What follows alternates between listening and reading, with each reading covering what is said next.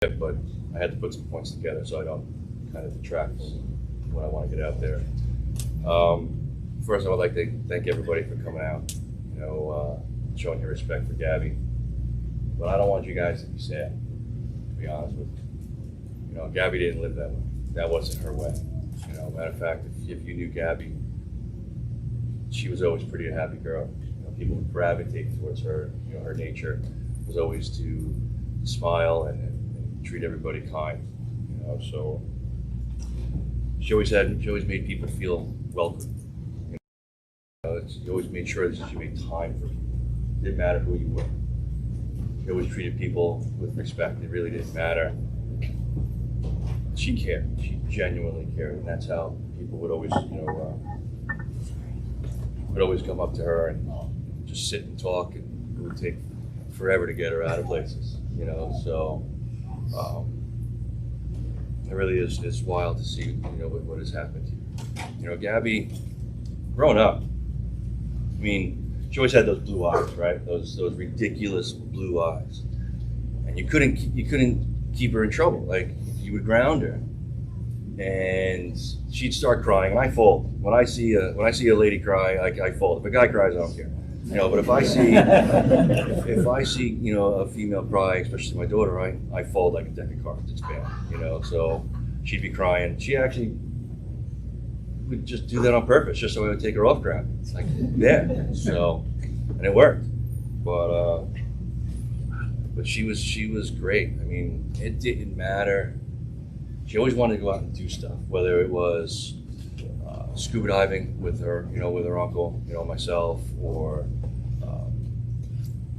hiking the Appalachian Trail, if surfing sand dunes in Colorado, which, by the way, I'm letting you all know I'm jealous of. You will see me do that. I'm going to fall a lot, but I'm going to try, because she had some wild experiences that that I could only wish that I could experience. It's just wild, the stuff that she was doing. And to see that type of joy that brought her, and the stones it took to do that at such a young age. Now, that's something I want you to take a look at these pictures here. And I want you to be inspired by Gabby. That's what we're looking for. That's something that I want to see. If there's a trip that you guys want to take it now. Do it now while you got the time. If there's a relationship that you're in that might not be the best thing for you, leave it now. We've got more emails of men and women doing that. Taking care of themselves first. Take care of themselves first. And watching that happen and seeing that type of inspiration.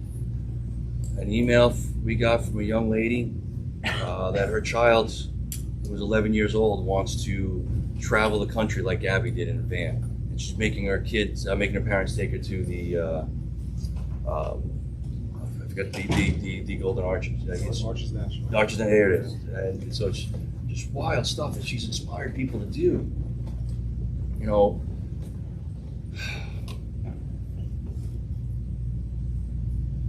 Gabby is the most amazing person I've ever met. So if you're going to leave here today, I'm asking that you guys be inspired by the way she treated people. All people. Love knows no gender. Love knows no bounds. She didn't care. She genuinely loved people. It didn't matter. So when you leave here today, be inspired by what she brought to the table. Because the entire planet knows this woman's name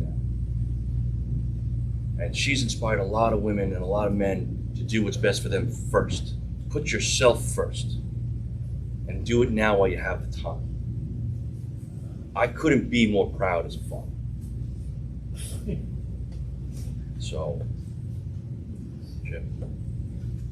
Best, just to be clear, Gabby had 4 parents. They weren't step parents. She had 4 parents that genuinely loved her as if she was her own. And this man is one.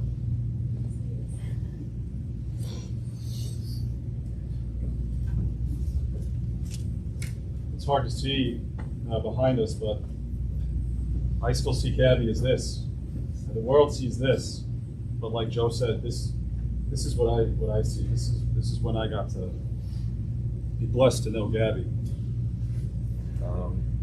You all got to see our extended family, the Firehouse family, come through here, and that's what we do. We do funerals, unfortunately, and we're good at it. I've done it throughout my career. I've written eulogies.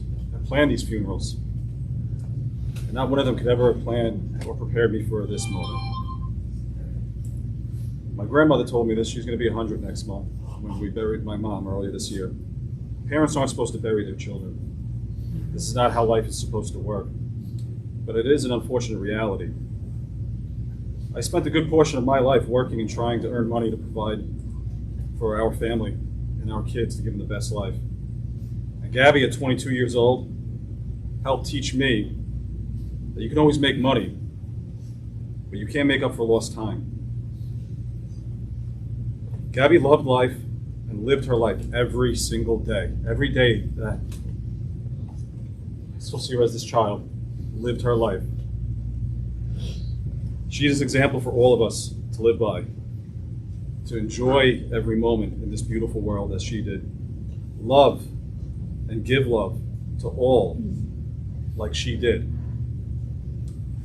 Gabby had a tattoo on her arm that read, "Let It Be," the title of a song from a band she loved. The beautiful thing about music is it can mean so many different things to so many different people. There's a verse from that song that speaks to me. When the broken-hearted people living in the world agree, there will be an answer. Let it be. It's okay to mourn for Gabby. It's okay to feel sorrow and pain.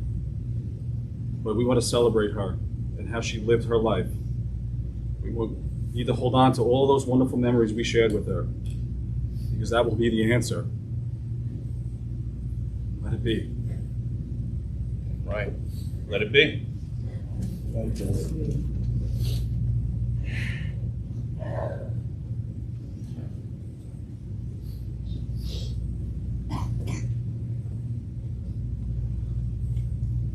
I'm never short of words, but I've been up for days, weeks now with this, and the love and support from everybody, from all across the world, is absolutely amazing. And we thank all of you for remembering her and celebrating her, because this is what it is. It's about celebrating a beautiful person and a beautiful soul. And although there is a lot of evil and wrong in the world, there is more good.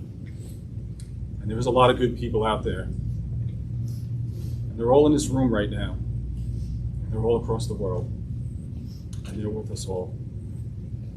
I love you all.